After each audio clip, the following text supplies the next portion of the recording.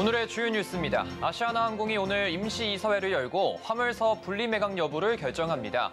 어떤 결정이 날지 업계의 시선이 쏠리고 있습니다. 하나오션이 새로운 간판을 달고 처음으로 거제 사업장을 언론에 공개했습니다. 우수한 설비와 기술력을 바탕으로 조선업계를 주도하겠다는 포부입니다. LG U+와 현대차그룹이 손을 맞잡았습니다. 로봇 친화형 빌딩에 끊김없는 통신 환경을 구축한다는 계획입니다. 가계와 중소기업의 대출이 급증하면서 4분기부터는 은행들의 대출 심사가 더욱 깐깐해질 것이라는 전망이 나옵니다.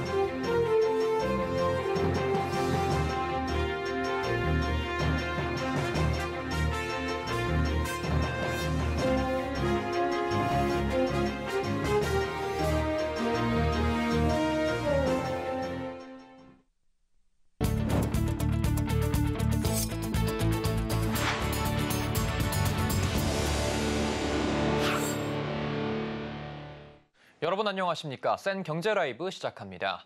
아시아나항공이 오늘 이사회를 열고 화물사업 매각 여부를 결정합니다. 그동안 화물사업 매각 반대 입장을 보여온 사내이사 한 명이 갑자기 사임하면서 매각 안건의 이사회 통과 가능성이 커졌습니다. 박세아 기자입니다. 오늘 오후 2시 서울 모처에서 열린 아시아나항공 이사회.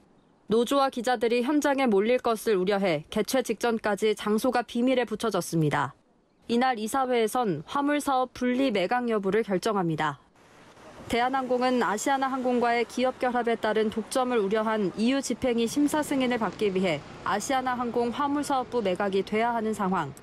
화물사업 매각안이 통과되기 위해선 이사 6명 중 4명의 동의가 필요했는데 사내이사인 진광호 안전보안실장 겸 전무가 사임하며 5명 중 3명이 참여하면 가결됩니다. 그러나 이사진 내 화물사업 매각에 반대하는 의견도 있어 안건이 통과될지에 촉각이 쏠립니다. 실제로 각자 의견이 많아서 이게 선택하기가 쉽지 않은 문제잖아요. 배임의 문제가 있고 또 한쪽으로는 거부하면 합병의 차질을 역적이 될 수도 있고. 아시아나항공 이사회가 화물사업 매각을 결정할 경우 아시아나항공 노조 측의 반발이 예상됩니다. 하지만 EU 집행위에 대한항공 아시아나항공 기업 결합에 한 발자국 가까이 다가가게 됩니다. 다만 이 안건이 부결되면 EU 집행위에 대한항공과 아시아나항공 기업 결합 승인이 불투명해질 수 있습니다. 서울경제TV 박세아입니다. 하나오션이 새 간판을 달고 처음으로 거제 사업장을 언론에 공개했습니다. 우수한 설비와 기술력을 앞세워 조선업계를 주도하겠다는 포부인데요. 미래 선박 개발이 한창인 현장을 김우진 기자가 다녀왔습니다. 하나오션 거제 사업장. 여의도 1.67배 넓이인 이 조선소에는 약 2만 1,000명의 인원이 일하고 있습니다. 배가 지어지는 도크로가 보니 15층 건물보다 높은 초대형 원유 운반선이 시선을 사로잡습니다. 이 배는 30만 톤의 원유를 운반할 수 있는 능력을 갖췄는데 부산 시민을 다 태울 수 있는 무게라는 게 하나오션의 설명입니다. 4개의 연구센터도 눈에 띕니다. 운반 과정에서 액체가 흔들리는 현상인 슬로싱. 슬로싱 연구센터에서는 액화 천연가스와 액화 이산화탄소의 운반 안정성과 효율성을 높이는 연구가 한창입니다. 슬로싱 현상으로 인한 화물창 손상을 막기 위한 연구가 24시간 진행되고 있습니다. 에너지 시스템 실증센터에선 액화 천연가스를 비롯해 암모니아에서 수소를 추출하는 기술을 연구하고 있습니다. 특히 선박에 실린 액화 천연가스가 온도 상승 등으로 기화해 가스가 발생하면 이를 재액화하는 장치를 개발해 120척의 선박에 적용하기도 했습니다. LNG와 LPG 같은 가스 연료로부터 암모니아와 이산화탄소를 직접 사용을 하여서 테스트를 할 수 있도록 구축된 설비이고요. 조선업계 중에서는 세계 최초로 국정원 가스를 연구할 수도 있는 시설입니다. 생산혁신연구센터에서는 용접 로봇이 사람을 대신해 작업하는 등 작업자의 작업 강도를 낮추고 있습니다. 스마트 야드 실증센터에서는 디지털 트윈 기술로 선박 건조 현장인 야드를 재현합니다. 실시간으로 건조 현황을 확인하고 이에 맞춰 블록 이동을 최적화하는 등 건조 효율성을 높이는 겁니다. 하나오션은 올해 말까지 거제 사업장 근무 인원을 2만 5천 명까지 늘릴 예정. 고부가 가치 미래 친환경 선박으로 시장 공략에 속도를 낸다는 계획입니다. 서울경제TV 김유진입니다. LG U+가 현대차그룹과 손잡고 로봇 친화형 빌딩 구축에 나섭니다. 로봇이 스스로 주차하거나 배달을 할 때 끊김없는 통신 환경을 만든다는 건데요. 윤혜림 기자입니다. 엘리베이터를 타고 배달을 하고 있는 로봇. 층을 이동하며 물건을 나르기 위해선 끊김없는 통신이 필수적입니다. LG U+가 오늘 현대자동차그룹과 함께 로봇 친화형 빌딩의 통신 인프라 생태계 구축을 위한 업무 협약을 맺었습니다. 현대차 기아 로보틱스랩과 로봇솔루션, 로봇 전용 통신 서비스를 공급하고 로봇 친화형 빌딩을 위한 통신 표준 인증 체계 등 로보틱스 솔루션을 공동 개발하는 겁니다. 내년 2월까지 현대차와 같이 협력하는데 로봇 친화형 빌딩 통신 표준과 인증 체계를 만들고요. 스마트 오피스 입주 기업들한테요. 업무 환경에 최적화된 로봇 서비스 전용 통신망을 제공하게 되었습니다. 이 기술이 상용화되면 스마트 빌딩에선 로봇이 주차와 충전을 알아서 해주고 사무실을 돌아다니며 정확하게 택배 배송을 하게 됩니다. 이를 위해 LG U+는 로봇 서비스별로 맞춤화된 통신 요금과 상품을 설계하고 신속한 원격 제어 환경과 로봇이 건물을 돌아다닐 때 끊김이 발생하지 않는 기술을 개발합니다. 여기에 커넥티드카, 자율주행 등 다양한 모빌리티 분야의 통신 제공 경험을 통해 로봇 친화적 빌딩의 새로운 생태계를 구축할 계획입니다. 한편 LG U+는 내년 1분기 준공 예정인 이지스 자산운용의 팩토리얼 성수에 통신 인프라를 제공할 예정입니다. 팩토리얼 성수는 지하 4층부터 지하 10층 규모로 지어지는 스마트 오피스 빌딩으로 무인 대리주차, 식음료 배송 시스템 등이 적용될 예정입니다. 서울경제TV 윤혜림입니다. 이달부터는 가계는 물론 중소기업 대출 심사가 더 깐깐해질 것으로 보입니다. 가팔라진 가계부채와 중소기업 부채를 더 조이기 위한 조치인데요. 사실상 올 연말 대출을 받기 힘들 수 있을 거란 전망까지 나옵니다. 김수빈 기자의 보도입니다. 국내 은행들이 2년여 만에 모든 업권에서 대출 문턱을 지금보다 더 높이겠다는 신호를 내놨습니다. 오늘 한국은행이 발표한 금융기관 대출 행태 서베이 결과에 따르면 올 4분기 국내 은행들의 종합 대출 태도 지수는 마이너스 11로 2021년 4분기 이후 가장 낮은 지수를 나타냈습니다. 대출 태도 지수가 마이너스면 대출 심사를 강화하겠다고 한 금융기관이 완화하겠다고 한 곳보다 많다는 뜻인데 올 3분기가 마이너스 2였던 점을 감안하면 대출 문턱은 상당히 높아질 것으로 전망됩니다. 특히 가계주택 대출 태도 지수가 7개 분기 만에 마이너스로 전환했습니다. 마이너스로 돌아선 건 지난해 1분기 이후 처음입니다. 정부의 가계부채 집중관리 상황을 비춰보면 정책금융을 포함한 주택담보대출은 지금보다 받기 더 힘들 것으로 예측됩니다. 중소기업에 대한 대출 태도도 강화 기조가 이어질 것으로 예상됐습니다. 중소기업 대출 태도 지수는 3분기에 이어 4분기에도 마이너스 6을 기록했습니다. 코로나19 금융지원 종료에 따른 리스크 관리 강화 등의 차원인데 코로나19 당시였던 최근 3년 동안 마이너스 3을 제외하고는 최고 수준입니다. 은행들의 대출 문턱이 높아진 이유는 연체율 증가 속도가 빨라지고 있어서입니다. 8월 말 기준 국내은행의 가계와 기업 대출 연체율은 각각 0.38%, 0.47%를 기록하며 상승하고 있습니다. 오늘 집계된 가계와 중소기업의 신용 위험도 여전히 높은 수준입니다. 깐깐해지는 대출 심사에 따라 당분간 대출 증가폭이 둔화될 수 있을 거란 전망이 나옵니다. 하지만 기업 대출의 경우 운전자금을 중심으로 대출을 받고자 하는 수요가 커 영향이 제한적일 수 있다는 분석도 나옵니다. 가계부채는 저 부동산 가격이 지금 둔화되고 있으면 둔화될 수 있다고 보거든요. 그런데 기업 부채는 조금 더 어려울 것 같아요. 그 경기 침체가 계속되면은 그러면 기업들이 더 빌리지 덜 빌리지는 않거든요. 서울경제TV 김수빈입니다. 공모주 시장에서 조단위 대어로 꼽힌 에코프로 머티리얼즈가 다음 달 등판합니다. 2차 전지 관련주들이 급락세를 보이고 있는 가운데 분위기 반전을 꾀하는 구원투수가 될 수 있을지 투자자의 관심이 집중되고 있습니다. 김혜영 기자입니다. 에코프로 머티리얼즈가 11월 코스피 시장에 입성합니다. 2차 전지 양극재 원료인 전구체 생산업체입니다. 오늘부터 11월 3일까지 기관 투자자 대상 수요 예측을 진행하고 있습니다. 이후 공모가를 확정하고 오는 8일에서 9일 일반 청약을 진행합니다.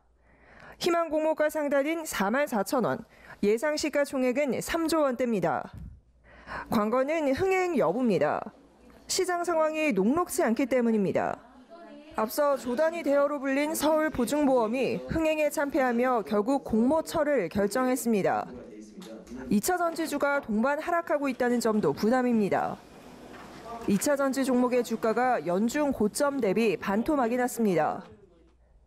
129만 원까지 치솟으며 황제주 자리에 올랐던 에코프로는 66만 원대로 추락했고 포스코홀딩스와 삼성 SDI, LNF 등도 줄줄이 하락하고 있습니다. 테슬라의 3분기 실적 부진 등 전기차 수요 둔화 장기화 가능성에 실적 부진 우려가 2차 전지 주가에 발목을 잡고 있는 겁니다. 그러나 에코프로 머티리얼즈에 대한 증권가의 전망은 긍정적입니다.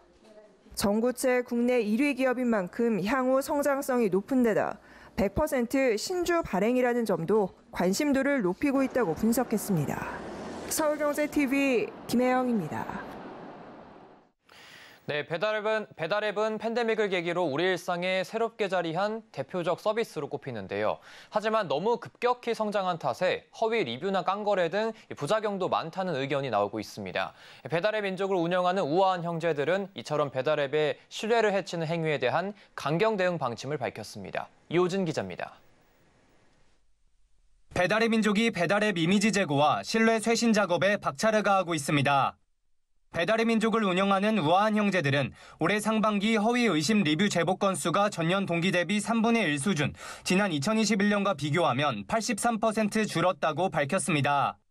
이는 지난 1월부터 리뷰 조작 업체 AI 탐지 모델을 고도화한 결과로 배달의 민족은 지난 2021년 11월부터 허위 의심 리뷰 실시간 모니터링에 AI 탐지 모델을 적용하기 시작했습니다. 모니터링을 넘어 리뷰 조작 업체들에 대한 고소 및 경고 작업도 진행하고 있습니다.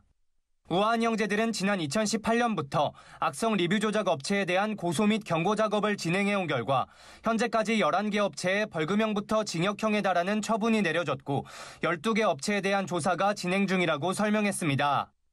리뷰 조작은 중고거래 등을 통해 다수의 배민 아이디를 구입하거나 아르바이트를 동원하는 방식으로 리뷰를 조작해 특정 음식점에 유리한 후기나 평가 정보를 작성하는 형태로 이뤄집니다. 배달의 민족은 이 외에도 신용카드, 휴대폰 소액 결제 등을 통한 현금화, 이른바 깡거래에 대한 고소고발도 진행 중입니다. 깡거래란 급전이 필요한 사람이 신용카드, 휴대폰 소액 결제로 허위로 매출을 발생시키고 수수료를 제한 금액을 지급받는 금융범죄로 배민은 1단위 모니터링을 통해 깡거래 발생 회원을 차단하고 업주에게도 계약 해지, 사건의 경중에 따라 고소 조치를 취하고 있습니다. 이용자가 믿고 볼 수 있는 리뷰 환경을 만들고 또 사장님들이 공정하게 경쟁할 수 있는 플랫폼이 될 수 있도록 리뷰 조작을 하는 업체 등에 대해서는 저희가 사법적인 조치를 강경하게 계속 이어나갈 예정에 있습니다. 한편 의정부지법 남양주지원은 지난 28일 10,000건이 넘는 배달음식 후기를 조작해주고 건당 2,000원씩을 받은 인터넷 홍보업체 대표에게 벌금 1,000만 원을 선고했다고 밝혔습니다. 서울경제TV 이호진입니다. 고물가로 인해 소비 심리가 얼어붙은 가운데 유통 양대 산맥인 신세계와 롯데가 11월 대규모 할인 행사를 진행합니다. 작년 이태원 참사로 인해 헬로윈 이벤트마저 사라진 상황에서 연말 소비 심리를 끌어내기 위해 각각 계열사를 총동원한 역대급 할인전을 벌일 예정입니다. 서지은 기자입니다. 롯데와 신세계가 다음 달부터 모든 계열사를 동원한 대규모 할인 행사에 돌입합니다. 롯데는 다음 달 2일부터 12일까지 롯데 레드 페스티벌을 개최합니다. 이번 행사에는 기존 할인 행사에 참여했던 백화점과 마트, 슈퍼 등에 더해 롯데 GFR, 롯데 GRS와 롯데 시네마도 합세했습니다. 고물가 속 고객들의 장바구니 부담을 줄이기 위해 삼겹살부터 킹크랩, 주류 등 다양한 먹거리들을 저렴한 가격에 선보입니다. 특히 통합 오픈 멤버십 L포인트 회원 혜택을 강화해 락인 전략에도 속도를 냅니다. 신세계도 다음 달 13일부터 19일까지 최대 할인 혜택을 쏟아내는 쓱데이를 진행합니다. 올해 4회차를 맞은 쓱데이는 1년에 한 번 신세계그룹 전 계열사가 참여하는 연내 최대 행사입니다. 통상 11월은 헬로윈과 연말 마케팅으로 대규모 프로모션을 진행하지만 작년과 올해는 이태원 참사 등으로 대규모 오프라인 행사는 자제하면서 이번 할인에 총력을 다할 것으로 보입니다. 특히 이번 할인 행사는 임원 인사와도 관련이 있어 더욱 관심이 집중됩니다. 신세계는 지난달 이마트와 신세계백화점을 비롯해 대표 40%를 대거 교체하는 정기 임원 인사를 단행했습니다. 특히 이마트와 이마트 에브리데이, 이마트24 통합대표에 한채양 조선호텔앤리조트 대표를 임명했는데 이번 할인 행사는 한채양 대표의 첫 데뷔전인 셈입니다. 롯데 역시 김상현 롯데쇼핑 부회장과 정준호 롯데쇼핑 대표 등이 내년 3월 사내이사 임기가 종료되는 만큼 연말 행사의 성공 여부가 중요한 상황입니다. 서울경제TV 서지은입니다.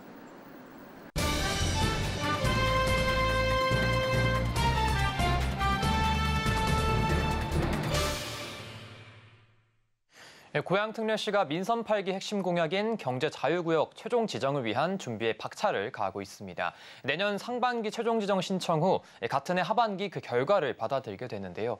이동환 고양특례시장 모시고 말씀 나눠보겠습니다. 안녕하십니까, 시장님? 안녕하세요. 네, 시장님. 네, 고양시가 지난해 11월 경기 북부 최초로 이 경제자유구역 후보지로 선정이 좀 됐습니다. 내년 하반기에 결과가 나올 텐데 이 고양시 추진 상황이 좀 어떻게 됩니까?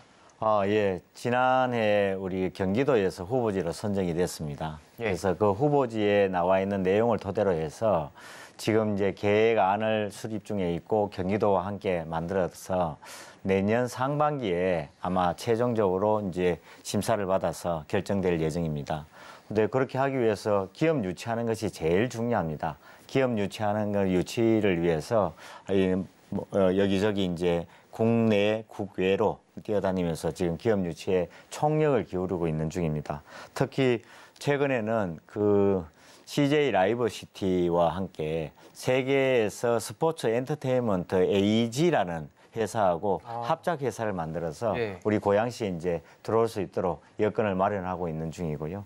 특히 그렇게 하다 보니까 이제 그렇게 하기 위한 그 뭐 협약 관계에 대한 부분을 그렇게 진행하기도 하고 그리고 또 펀드도 이제 조성을 해서 준비 중에 있습니다. 예. 아마 내년에 상반기 정도 뭐 지나면 아마 가시적인 결과가 나와서 우리 고양특례시가 이제 뭐 국제적인 이런 글로벌 자족 도시로서 거듭날 수 있는 기회로 좋은 소식이 들리지 않을까 싶습니다. 네. 저도 시장님 말씀 들으니까 기대가 많이 되는데 또 지난 8월에는 고양시에 이 드론 앵커 센터가 개관을 좀 했습니다. 예. 현 정부 12대 국가 전략기술이자 이 4차 산업의 핵심인 드론, 이 도심 항공교통 산업의 발달을 위한 이 고양시의 좀 노력과 성과가 좀 있습니까?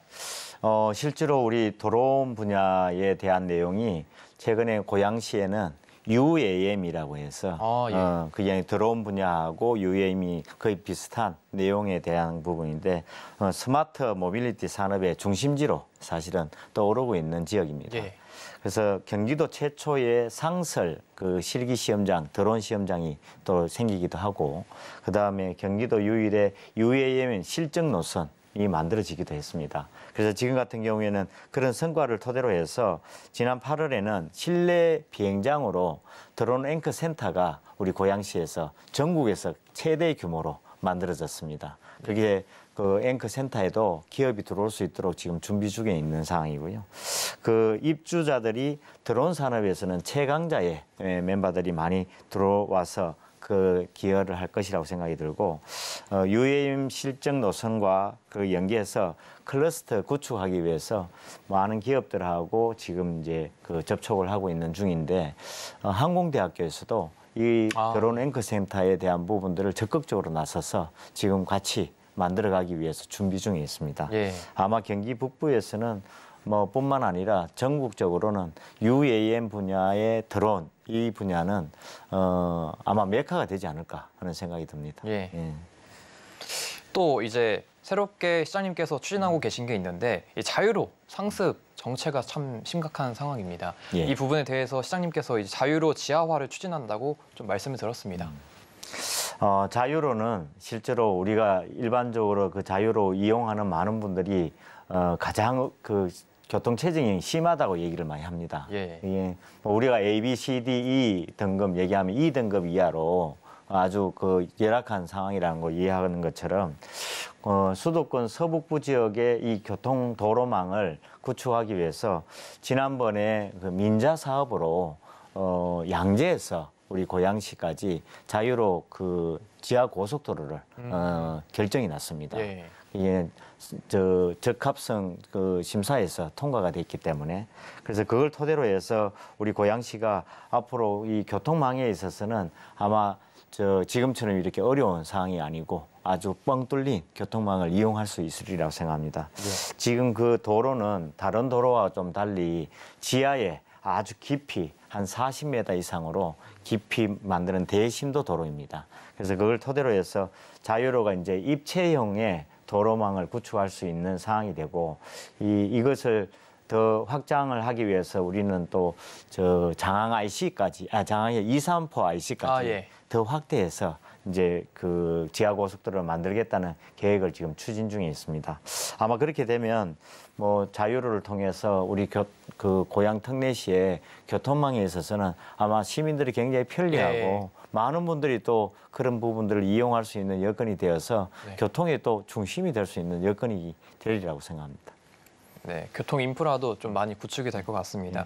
또 얼마 전에는 고양시 특목고 추진단 발대식을 가졌다고 제가 얘기를 들었습니다. 이 과학고 설립을 추진하게 된 좀 이유가 있으신지 또 앞으로의 계획이 어떻게 되신지 여쭤보고 싶습니다. 사실은 고양시가 자족도시로 거듭나기 위해서 뭐 그동안 계속 신경을 많이 쓰고 있습니다만 자족도시가 되기 위해서는 첫 번째 일자리 문제도 있겠습니다만 예. 이 교육도 자족도시를 만드는데 굉장히 중요한 요소입니다. 네, 맞습니다. 현재 고양시는 과밀 억제권역이기 때문에 과밀 억제권역에서는 사실 이렇게 학교 하나를 더 만들고 설립하기도 쉽지 않습니다. 예. 이게 과밀 억제권은 규제가 워낙 심하다 보니까 대학은 아예 뭐 들어오기도 힘들도록 돼 있고요. 그래서 지금 고양시의 학생의 상당수가 사실은 고등학교 과정에 이런 특목고를 외부로 많이 진출을 합니다. 그래서 고양시에서 이 특목고를 가지게 되면 실제로 많은 그 외부로 나가는 우리 우수한 학생들이 예. 우리 고양시에서 다닐 수 있도록 하는 그런 여건을 마련하기 위해서 추진 중에 있습니다. 시민들의 이 수요를 확인을 해봤더니 뭐 시민들 중에 거의 한 80% 정도 가까이가 80%? 예, 네. 그 원하는 것으로 돼 있고요. 네. 그렇게 되면 아마 지금의 외부로 이렇게 나가는 그런 우수한 인재들을 지역에서 양성할 수 있는 여건이 되고 현재는 과학고 설립을 위해서 시민 토론회도 많이 가졌지만은 우리 지금 교육청에 적극적으로 이것을 내용을 전달을 해서 지금 추진하는 그 과정에 있는 상황입니다. 그걸 만약에 만들게 되면 아마 고양시가 교육에 또 다시 한 번 더 중심이 될 수 있는 교육도시가 되리라고 생각이 듭니다. 네.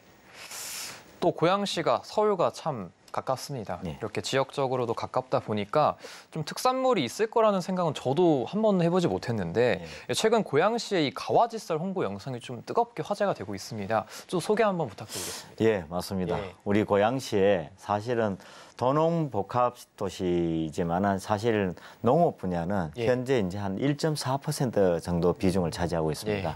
근데 어떻게 거기에 뭐 특산물이라 해서 특이하게 도시화되어 있는 상황에서 가능할까 고민하는데 이제 쌀은 옛날부터 좀 그 유명한 송포살이나 이런 고향살이 좀 유명했습니다. 네. 근데 이번에 그 만든 그 가와지살은 사실 우리가 2020년 전에 우리 최초의 한반도 최초의 재배 벼씨가 출토가 됐습니다. 예. 그래서 그 출토된 가와지 그 벽시가 실제로 우리 고양시에 그걸 다시 한번 재현하기 위해서 우리 그 경기도 농업기술센터를 통해서 이제 새롭게 그 벽시를 개발을 한 거죠. 그 개발을 통해서 다른 지역에서는 사실 재배가 어렵습니다. 예. 뭐 토양이나 날씨나 뭐 그런 부분도 영향을 받고 그 가와지 벽시의 그걸 재현하는 거에 살을 바로 가와지 쌀인데 이 쌀이 쫀득한 맛이나 이런 것들이 간장 배합이 좋기 때문에 아마 한번 드시게 되면 다른 쌀을 드시기가 힘들 정도로 아주 예. 맛있는 너무 쌀이 궁금한데요. 됩니다. 네. 그래서 이 쌀이 최근에 그 실제적으로 이제 품평회에 나가서 봤더니 전국 어떤 농산물 품평회에서도 대상을 받기도 하고 예. 그다음에 고객이 가장 추천하는 브랜드 대상 거기에서도 쌀 부분에서는 브랜드 대상을 받은 수상하기도 했습니다. 예. 그래서 앞으로 이런 먹거리 자체가 고양시에서도 아마 특산물로 얘기가 되는데 뭐 그 특산물과 함께 우리 또 일산 열무도 참 유명하고 아, 예. 그 행주 한우도 아주 네, 유명합니다. 맞습니다. 그래서 그런 특산물이 우리 고양시에서 아마 만들어지니까 나중에 기회 되시면 한번 드셔보시는 것도 괜찮을 네, 것 꼭 같습니다. 먹어보겠습니다. 네. 네, 오늘 이동환 시장님 모시고 말씀 나눠봤습니다. 귀한 시간 내주셔서 감사합니다. 시장님. 네, 감사합니다. 네.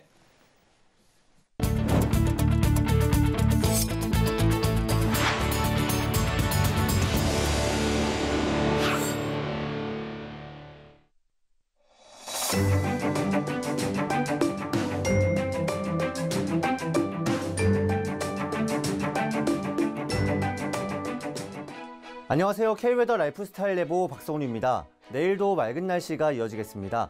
전국 대부분 지역에서 구름만 조금 있겠고 수도권과 강원 영서 하늘에는 구름이 많겠습니다. 하지만 공기질은 탁합니다. 특히 수도권과 충청권, 전북 등 중서부 지방은 WHO 기준 미세먼지 농도가 나쁨 단계를 보이겠습니다. 야외에서는 미세먼지용 마스크를 착용하시기 바랍니다. 내일은 전국적으로 아침 기온이 2, 3도가량 오르겠습니다. 이에 따라 일교차는 작아지고 밤낮으로 예년 이맘때보다 더 온화한 가을 날씨가 되겠는데요. 서울의 경우 내일 아침 기온은 13도 보이겠고 낮 기온은 20도가 예상됩니다. 다음은 자세한 지역별 내일 기온입니다. 중부지방 서울 13도, 대전 9도, 춘천 8도로 아침을 시작하겠습니다. 낮 기온은 서울 20도, 세종 21도, 춘천 18도 보이겠습니다. 동해안 지방의 아침 기온은 속초 12도, 강릉 11도가 되겠습니다. 한낮 최고 기온은 22도입니다. 남부지방은 광주 11도, 부산 13도, 제주는 14도로 아침을 맞이하겠습니다. 낮 최고 기온은 22도 내외를 보이겠습니다. 전해상 하늘에도 구름만 조금 있겠고 물결도 잔잔하겠습니다. 이번 주 중부지방을 중심으로 비 소식이 많이 들어있는데요. 토요일에는 남해안과 제주도에도 비가 내리겠습니다. 날씨였습니다. 이상으로 센 경제 라이브 마칩니다. 함께해 주신 여러분 고맙습니다.